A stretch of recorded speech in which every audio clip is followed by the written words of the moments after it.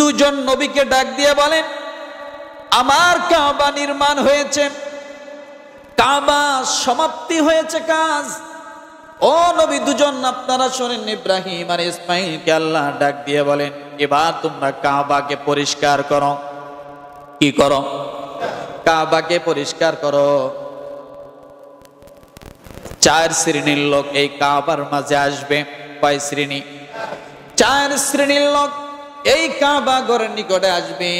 তারা আমার কাছে অনেক দামি, তারা আমার কাছে অনেক মাহবুব।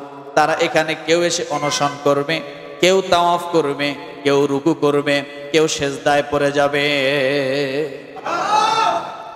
লিত্তাইফিন, তাওয়াফকারীর জন্য মসজিদ পরিষ্কার করো।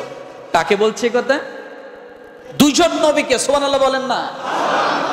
নবীকে খাদেম বানাচ্ছেন আল্লাহ। কাদের জন্য? তাওয়াফকারীর জন্য।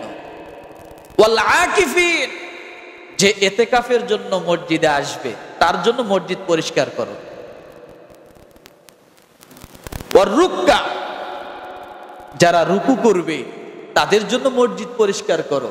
ওয়াস সুজুদ, যারা সেজদা করবে তাদের জন্য মসজিদ পরিষ্কার করো। দুইজন নবীকে আল্লাহ বলছে।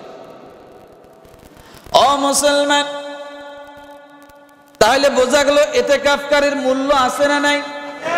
তাওয়াফকারীর মর্যাদা আছে না নাই? রুকুরকারীর জন্য মর্যাদা আছে না নাই? সেজদাকারীর জন্য মর্যাদা আছে না নাই?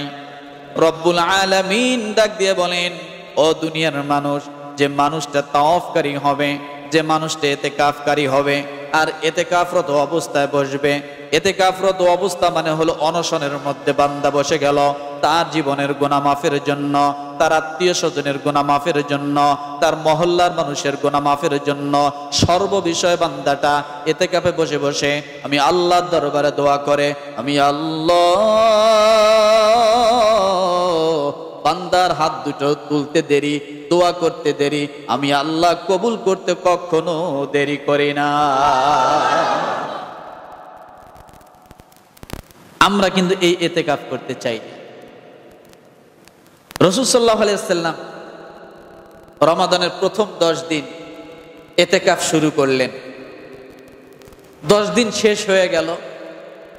জিবরিল আলাইহিস সালাতু ওয়াস সালাম আসলেন। নবীজি বললেন যে আমি কি এই ইতিকাফে শবে কদর পাইছি? বলল না, আপনি এখনো শবে কদর পান নাই। কয় তা শবে কদর কোন দিকে? কয় মাঝখানে যান, আরো সামনে আগান। আবার দ্বিতীয় বছর রসুল মাঝখানের 10 দিন ইতিকাফ শুরু করলেন। মূলত ইতিকাফটা হলো শবে কদরকে তালাশের জন্য। কিসের জন্য বলেন তো?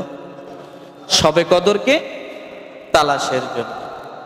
আর শবে কদর যে পেল, 1 মিনিট ইবাদত করা তার জন্য 84 বছর ইবাদত করার থেকে উত্তম। 1 মিনিট 1 সেকেন্ড 84 বছর ইবাদত করার থেকে কি উত্তম। এই জন্য শবে কদরকে তালাশ করার জন্য। এরপরে দ্বিতীয় বছর যখন তিনি মাঝখানের 10 দিন ইতিকাফ শুরু করলেন, জিবরিল আমিন 20 রোজার দিন মনে করেন আসলেন। আসার পরে জিজ্ঞাসা করছে, আমি কি শবে কদর পাইছি? কয় সামনে যান। তার মানে কি আরো সামনে।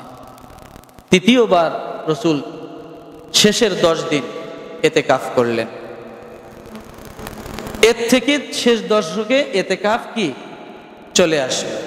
মূলত ইতিকাফের মাধ্যমে 2টা জিনিস, একটা হলো আল্লাহর সঙ্গে বন্ধুত্ব, দ্বিতীয়টা হলো শবে কদরের তালাশ। কিসের তালাশ বলেন তো? দ্বিতীয় শবে কদরের তালাশ। দেখেন, এই যে একটা কথা বললাম যে যে যত কান্নাকাটি করবে তার দাবি তত তাড়াতাড়ি আদায় হয়। কথা বোঝেন নাই? যে যত কান্নাকাটি করে তার দাবি কি? তার দাবি তত তাড়াতাড়ি আদায় হয়। এই যে ঈদ আসছে না, দেখবেন আপনার হয়তো 2টা ছেলে আছে, বোঝার জন্য বলছি, একটা হাও বলে না, নাও বলে না, দিলেও সই না দিলেও সই, মার্কেট করে দিলেও যা। কিন্তু আর একটা রোজা শুরু থেকে কিন্তু জ্ঞানী শুরু করছে। কথা ঠিক না? যে আমার এবার মার্কেট কিনে দিতে হবে, আমার প্যান্ট কিনে দিতে হবে, শার্ট কিনে দিতে হবে। ও আর মানে ও দিন গনে আমার কবে নিয়ে যাবা মার্কেটে, কবে নিয়ে যাবা মার্কেটে, কথা ঠিক না? এই যে জ্ঞানী শুরু করছে, আপনাকে অফিস যেতে দিচ্ছে না, আপনি অফিস থেকে আসলে আপনাকে ঠিক মতো ইফতারি করতে দিতেছে না, আমাকে মার্কেট নিয়ে যাও না কেন? আপনি একসময় বাধ্য হয়ে বলবেন চল কিনে দিয়ে, কথা ঠিক না? কারণ আপনি কিনলেন না, আপনার বিবির জন্য কিনলেন না, বা ওই ছেলেটার জন্য কিনলেন না, কিন্তু কিনলেন কার জন্য? যে বেশি কান্নাকাটি করতেছে, আপনি কিন্তু তার জন্য না কিনে পারবেন না। শেখ সাদী রহমতুল্লাহ আলাইহি একটা ঘটনা বলছে, বলবো?